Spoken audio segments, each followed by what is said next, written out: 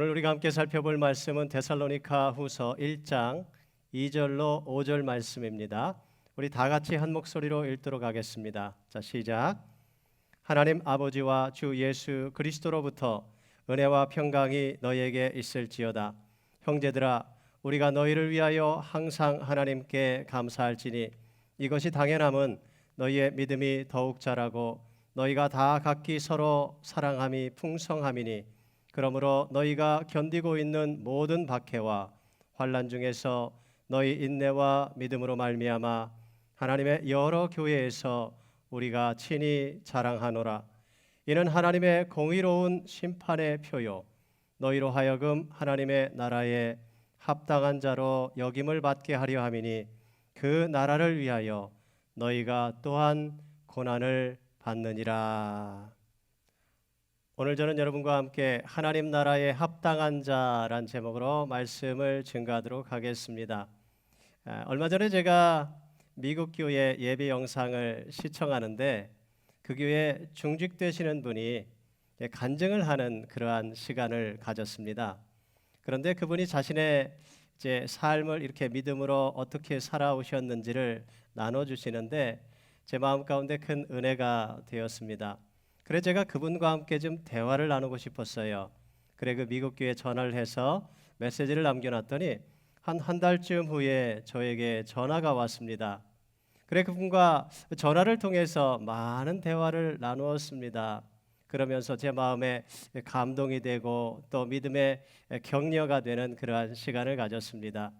제가 대화를 나누는 가운데 그런 이야기를 했어요. 이 코로나 바이러스 때문에 교회들이 어려워지고 코로나 바이러스 사태가 끝나더라도 교인들의 3분의 1 정도가 교회를 떠날 것 같다는 이야기가 있습니다. 우리가 함께 기도해야 되겠습니다. 그랬더니 그분이 이런 이야기를 하시는 거예요. 목사님, 3분의 1만 남아야 하는 것이 아닐까요? 그래서 제가 영어로 대화를 나누고 있었기 때문에 잘못 알아들은 줄 알고 제가 다시 물었습니다. 그게 무슨 의미입니까? 제가 잘 이해를 못했습니다. 그랬더니 그분 하시는 말씀이 목사님, 오늘날 교회 가운데 거짓된 크리스찬들이 너무도 많은 것 같습니다. 이러한 코로나 바이러스의 시간들을 통해서 이러한 환난의 시간들을 통해서 하나님께서 교회를 정결케 하시고 순수한 신앙과 믿음을 가진 사람들을 남게 하시지 않겠나 그런 생각을 했습니다. 그러는 거예요. 제가 그런 쪽으로는 생각을 해본 적이 없는데 가만 생각해 보니 그럴 수도 있겠다 그런 생각도 들었습니다. 여러분, 그런데 그러면서 제가 마음 한편으로 참 얼마나 감사했는지 우리 뉴네이션 교회 성도님들은 그래도 이 어려운 환난 가운데서도 꿋꿋하게 믿음을 지키고 신앙을 지키면서 정말 주님께 이렇게 가까이 붙어 있는 그러한 모습들을 제가 보면서 하나님 앞에 얼마나 감사했는지 몰라요. 사랑하는 성도 여러분, 매스컴을 통해 들려오는 소식들은 날로 상황이 좋지 않다는 그러한 소식들만 들려오고 있습니다. 코로나 바이러스는 잠잠해질 기세가 보이지를 않고 도리어 더 기승을 부리고 있습니다. 확진자 숫자도 이전보다 훨씬 늘어났다고 합니다. 그렇습니다. 지금은 틀림없이 우리에게는 시련의 시간입니다. 환난의 시간입니다. 끝을 알 수 없는 캄캄한 터널을 계속해서 통과해 가는 것만 같습니다. 길고 긴 이 시련의 시간이 언제 끝날지 우리는 알 수가 없습니다. 지난주에 뉴스를 시청하는데 노스웨스턴 그 대학의 그 메디컬 센터에서 근무하시는 미셸 프리켓 박사가 이런 말을 하더라고요. 우리는 모두가 막 마라톤 경기를 끝낸 것처럼 지칠 대로 지쳐 있습니다. 그런데 우리에게 아이론맨 경기를 끝마쳐야 한다고 요구되고 있는 상황입니다. 우리는 정말 어떻게 할지 모르겠습니다. 여러분, 정말 그렇지 않습니까? 우리는 정말 어떻게 할지를 모르겠습니다. 그것은 너나 할 거 없어요. 우리 모두가 다 마찬가지입니다. 모두가 다 당황스러워하고 있습니다. 실내 영업이 좀 재개되는가 싶었는데 한 달 만에 다시 모든 것이 셧다운되고 있습니다. 식장들도 문을 닫고 영화관들도 마찬가지, 그리고 사업장들도 다 셧다운되고 있습니다. 교회 예배도 필요 인원만을 제외하고는 교회 나올 수가 없게끔 그렇게 셧다운이 되었어요. 여러분, 그렇다고 해서 여러분 우리의 마음까지 셧다운할 필요는 없다고 저는 생각해요. 여러분, 우리의 믿음까지 셧다운할 필요는 없다고 저는 생각합니다. 여러분, 오늘 사도 바울은 그래서 우리에게 이렇게 말하지 않습니까? 우리 한번 같이 읽을까요? 자, 시작.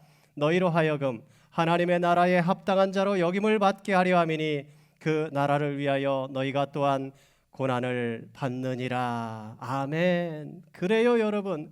이 모든 어려움과 고난은 우리로 하여금 하나님의 나라에 합당한 자로 만들어가는 과정이다라고 그렇게 말씀하고 있는 거예요.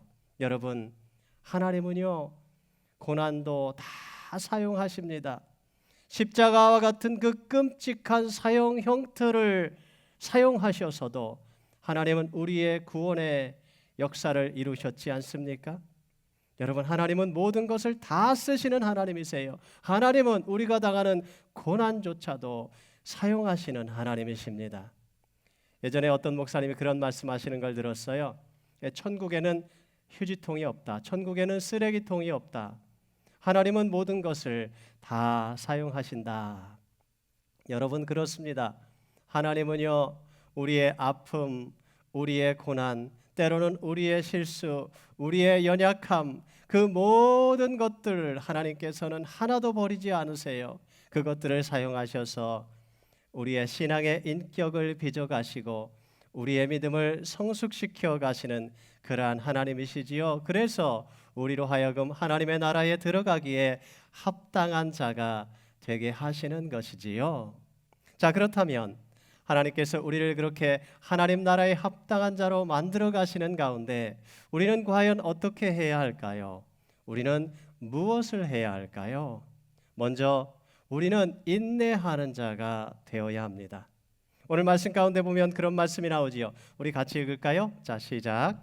그러므로 너희가 견디고 있는 모든 박해와 환난 중에서 너희 인내와 믿음으로 말미암아 하나님의 여러 교회에서 우리가 친히 자랑하노라. 아멘. 여러분, 여기 보시면 너희가 견디고 있는 모든 박해와 환난 그랬고요. 너희 인내와 믿음으로 말미암아 그랬어요.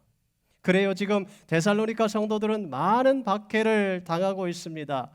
여러분, 지금 사도 바울이 이 서신서를 쓰고 있는 이 가운데에서도 이 박해는 끝나지 않고 계속해서 현재 진행형이라는 것이지요. 예, 그들은 견디고 있었습니다. 그리고 계속해서 박해를 받고 있었습니다. 그런데 바울은 그런 데살로니가 성도들에 대해서 다른 여러 교회 성도들에게 내 자랑했다 그렇게 이야기하고 있어요. 여러분, 도대체 뭘 자랑했다는 걸까요? 그들이 그 모든 박해를 이기고 승리했기 때문에 자랑했다. 그들이 그 모든 상황을 뒤집어 역전시키고 그들이 이겼기 때문에 자랑했다. 그들을 대적하는 자들이 다 망해 없어졌기 때문에 자랑했다. 여러분, 그런 겁니까? 그런 거 아니지요. 여러분, 그렇다면 도대체 무엇을 자랑했다고 여러분 말씀하고 있는 거예요? 그것은 바로 그들이 견디고 있는 것을 자랑했다는 거예요. 그들이 믿음으로 말씀을 붙잡고 견디고 버티고 인내하고 있었다라는 것이죠. 그것을 자랑했다 하는 것입니다. 여러분, 저는요 오늘도 똑같다 생각해요. 우리는 견디고 있습니다. 우리는 버티고 있습니다. 우리는 오늘 박해를 당하고 있지는 않아요. 여러분, 그러나 우리 모두는 환난을 당하고 있지 않습니까? 이 환난이라는 이 말을 국어사전에 찾아보니까 환난은 근심과 재난을 통틀어 이르는 말이다 그랬어요. 더 자세하게 찾아보니까 환난은 근심과 뜻밖에 일어난 재앙과 고난을 통틀어 이르는 말이다 그랬습니다. 여러분, 그래요.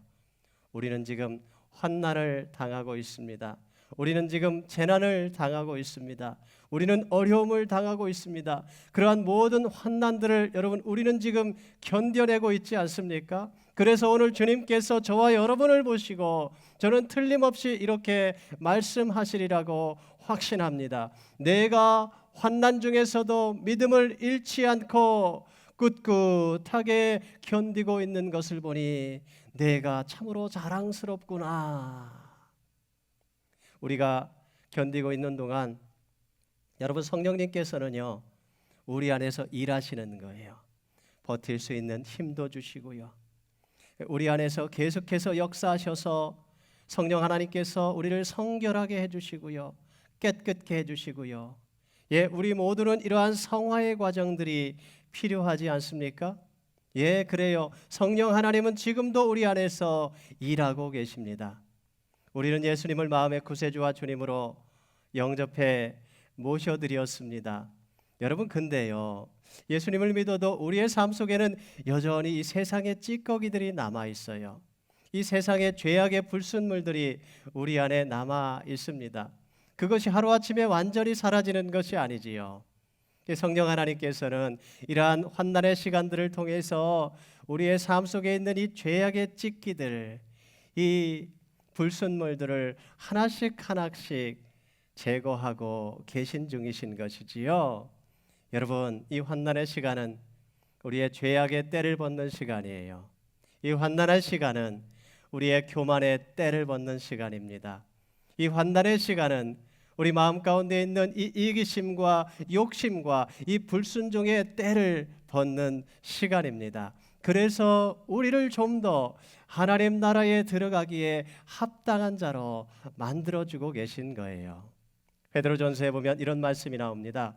너희 사욕을 본받지 말고 오직 너희를 부르신 거룩한 자처럼 너희도 모든 행실에 거룩한 자가 되라. 기록하였으되 내가 거룩하니 너희도 거룩할지니라 하셨느니라. 여러분, 베드로 사도는 예수님의 수제자였지 않습니까? 그런데도 그는 참 많이도 넘어졌습니다. 그는 예수님을 따라다니면 정말 출세할 줄 알았습니다. 예수님께서 왕으로 등극하실 때 그도 장관 자리 하나 차지해서 정말 호의호식하며 떵떵거리며 그렇게 살 줄만 알았습니다. 그런데 하루는 예수님께서 이런 말씀을 하시는 거예요.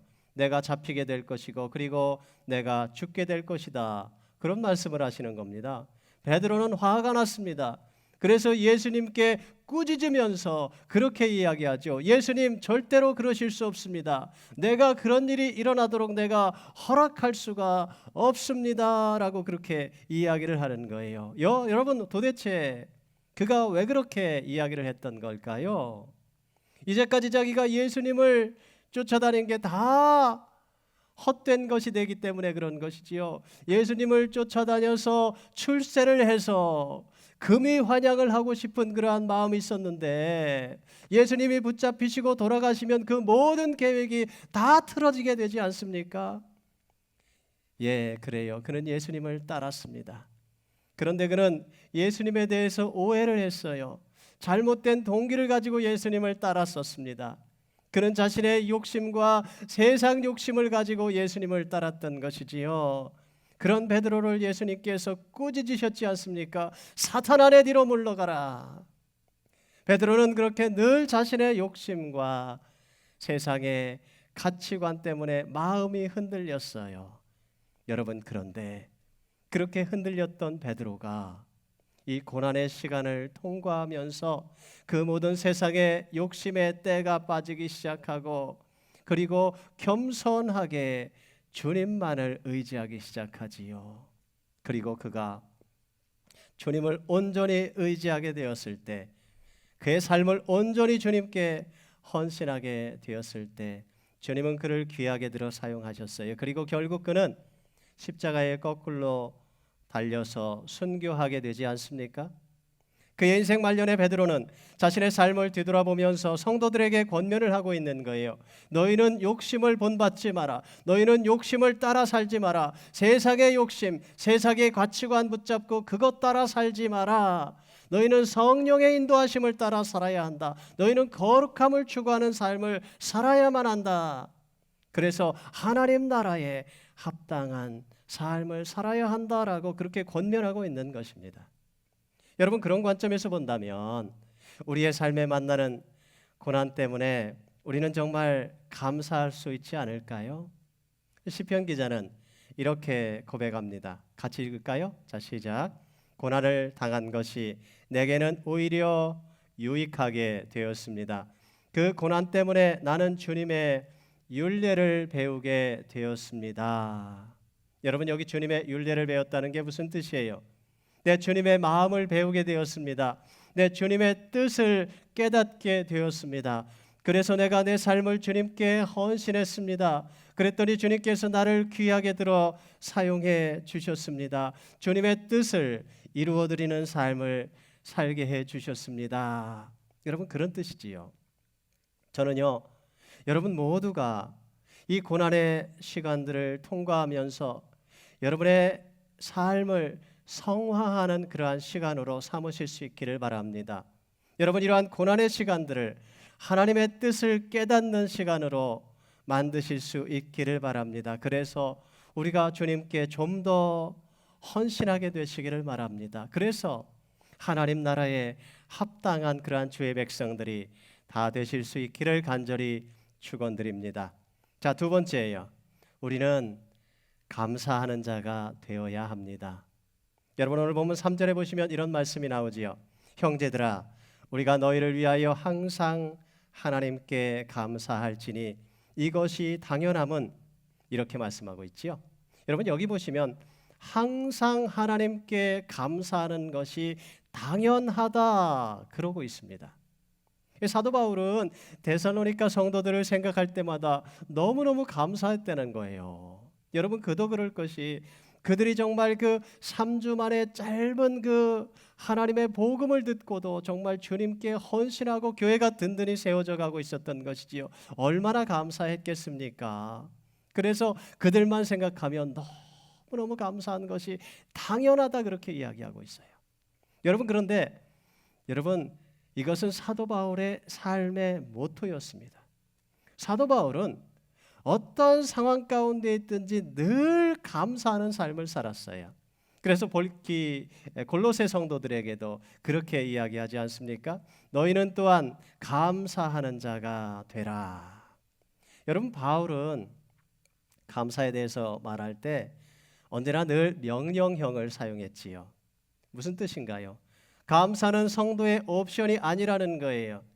감사는 성도가 마땅히 당연히 해야 하는 일이다 하는 것입니다.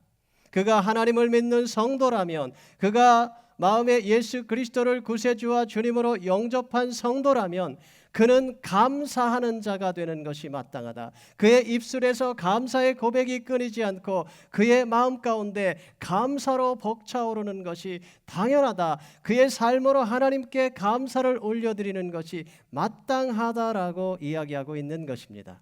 여러분, 언제 감사해야 된다고 말씀하고 있습니까? Always, 항상이라고 말하고 있습니다.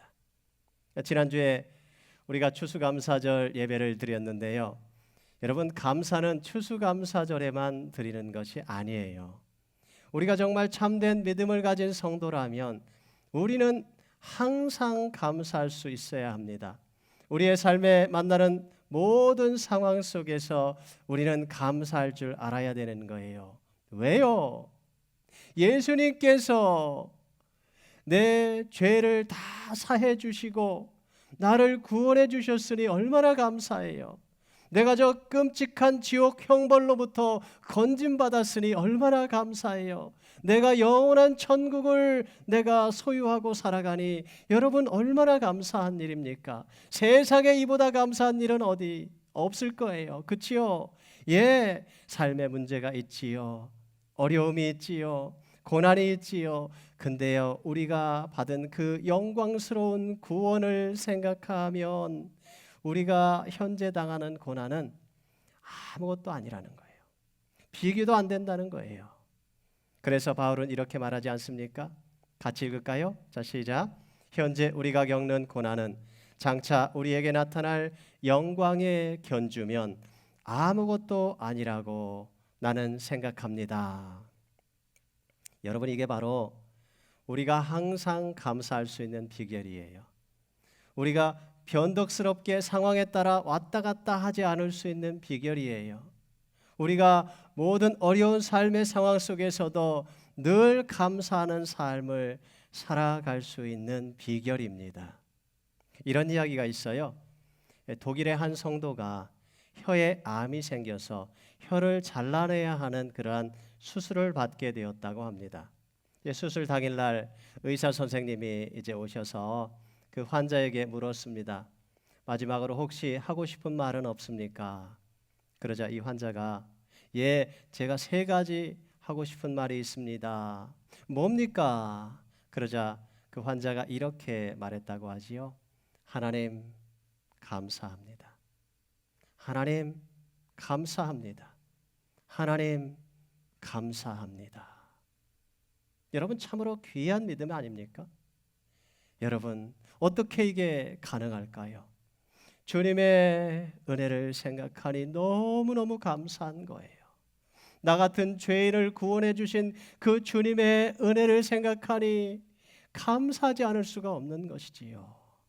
또한 혀를 잘라내는 수술을 받으면 그것만 그래도 나음받으면 그래도 생명에는 지장이 없으니 감사한 거고요. 말은 하지 못하더라도 들을 수 있으니 감사한 거고요.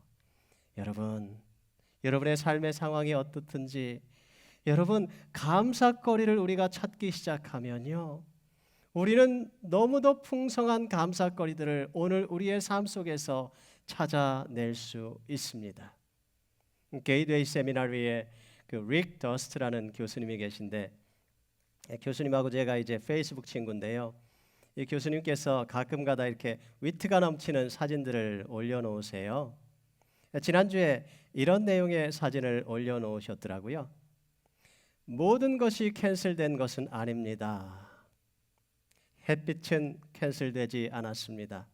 사랑은 캔슬되지 않았습니다. 관계는 캔슬되지 않았습니다. 독서는 캔슬되지 않았습니다.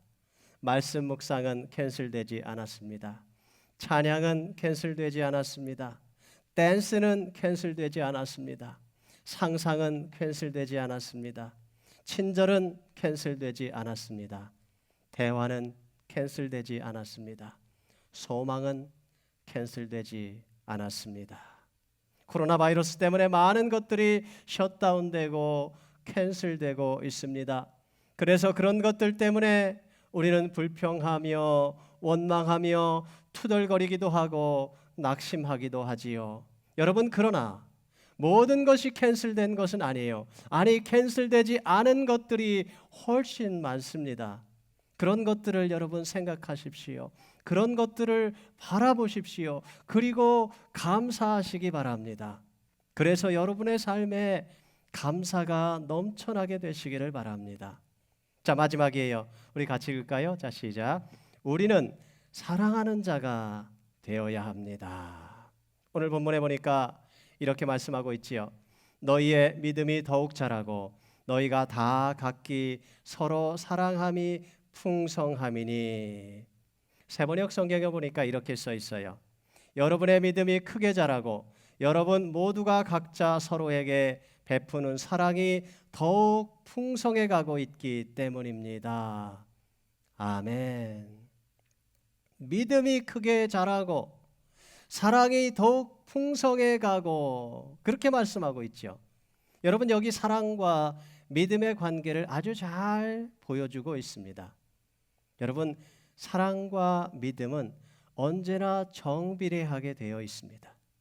어떤 사람이 믿음이 있다고는 하는데 삶의 사랑을 베푸는 모습들이 전혀 보이지를 않아요. 여러분, 그것은 믿음이 있다라고 말할 수가 없다는 거예요. 여러분, 믿음이 있는 사람은 여러분 반드시 삶 속에 사랑이 실천되어지게 되어 있어요. 왜냐하면 믿음과 사랑은 언제나 같이 가기 때문에 그래요. 우리가 주님을 믿는 날수가 하루하루 더해져 갈수록 여러분, 우리는 서로에게 베푸는 사랑이 조금씩 더 자라가야만 합니다. 믿음의 연조는 날마다 더해가는데 미움만 자라가는 사람이 있지요. 믿음의 날수는 자꾸만 더해져 가는데 불평과 원망만 자라가는 사람도 있지요.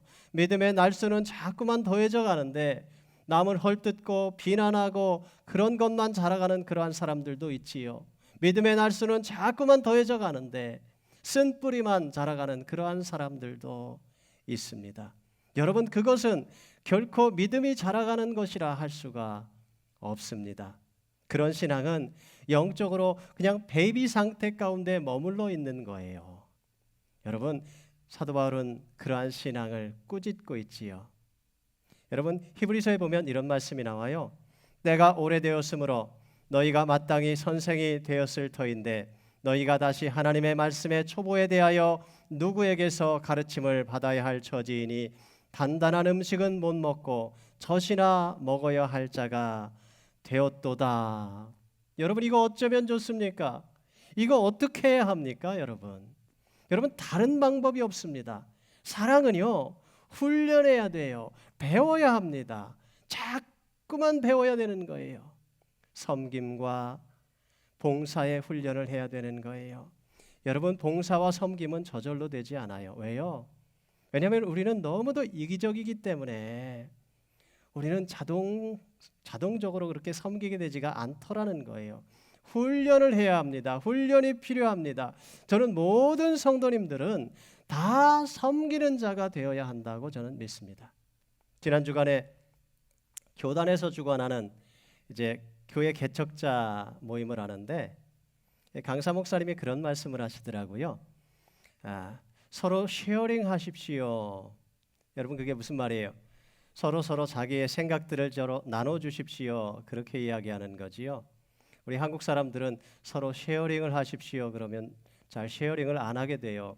쑥스럽기도 하고 부끄럽기도 하고 또 내가 괜히 튀는 것 같기도 하고 괜히 내가 교만을 부리는 것 같기도 하고 그래서 저도 조용히 있었습니다. 그랬더니 그 강사 목사님이 이런 말씀을 하시는 거예요. 여러분 가운데 쉐어링을 하지 않는 사람이 있습니다. 다른 사람들은 다 자기들의 것을 나누어 주었는데 자기 것을 나누어 주지 않고 자기만 가지고 있는 사람이 있습니다. 그렇게 이야기를 하는 거예요. 제가 그 이야기를 들으면서요, 뒤통수를 한 대 맞은 것 같이 충격을 받았습니다. 그리고 제가 깨달았어요. 그렇구나. 쉐어링을 한다는 것은 내 것을 나누어 주는구나. 다른 사람들의 것을 받기도 하고 내 것을 나누어 주면서 함께 서로 풍성해지고 함께 서로 자라갈 수가 있는 것이구나. 가만히 생각하니까 내가 쉐어링을 하지 않은 것은 내가 교만했던 거예요. 나는 그게 겸손한 줄 알았는데 아니에요. 그건 교만했던 거예요. 그거는 이기적이었던 것입니다. 제가 그것을 깨달은 후에 제가 쉐어링을 했어요. 제 마음을 함께 나누었습니다. 여러분, 이게 모든 일에 다 마찬가지입니다. 우리는 서로 쉐어링을 할 줄 알아야 합니다. 우리의 시간을 쉐어링하고 우리의 에너지를 쉐어링하고 우리의 마음을 쉐어링하고 때로는 우리의 삶을 쉐어링하고 때로는 우리의 재정을 쉐어링할 줄도 알아야 합니다. 여러분, 그게 겸손한 거예요. 여러분, 믿음이 성숙해져 간다는 것은 좀 더 많이 나누고 많이 쉐어링할 줄 안다라는 것입니다. 여러분, 가만 보세요. 베이비는요, 자기밖에 모릅니다. 절대로 쉐어링하지 않습니다. 자기 마음에 들지 않으면 징징거리고 울고불고 난리가 납니다. 그런 이기적인 신앙에서 벗어날 수 있는 비결은 희생과 섬김을 배우는 거예요. 쉐어링을 배우는 거예요. 베이비 신앙에서 벗어나는 비결은 바로 우리의 삶을 나누어 주는 것입니다. 다른 사람을 위해서 여러분 희생하고 섬기고 봉사할 줄 알아야 합니다. 다른 사람의 형편을 좀 돌아볼 줄 알아야 합니다. 그들을 좀 돌봐줄 줄 알아야 합니다. 그들을 좀 섬겨줄 줄도 알아야 합니다. 다른 사람들을 좀 이해해주고 용납해주고 용서해 줄 알아야 하는 거예요. 그게 쉐어링하는 거예요. 그게 섬기는 거예요. 여러분, 어른이 무엇입니까? 어른은 다른 게 아니에요. 다른 사람을 이해해주고 용납해 줄 아는 것이 어른입니다. 이것은 영적으로도 마찬가지예요. 영적인 어른은 다른 거 없어요. 더 많은 사람을 품고 용납하고 사랑할 줄 아는 사람이 바로 영적인 어른입니다. 오늘 본문에 나오는 데살로니가 성도들은 믿은 지 얼마 안 되는 성도들이었답니다. 그런데 그들은 믿음이 자라가고 그리고 서로 사랑함이 풍성해져 갔다라고 성경은 기록하고 있습니다. 여러분, 그들은 참된 영적 어른들이었던 것입니다.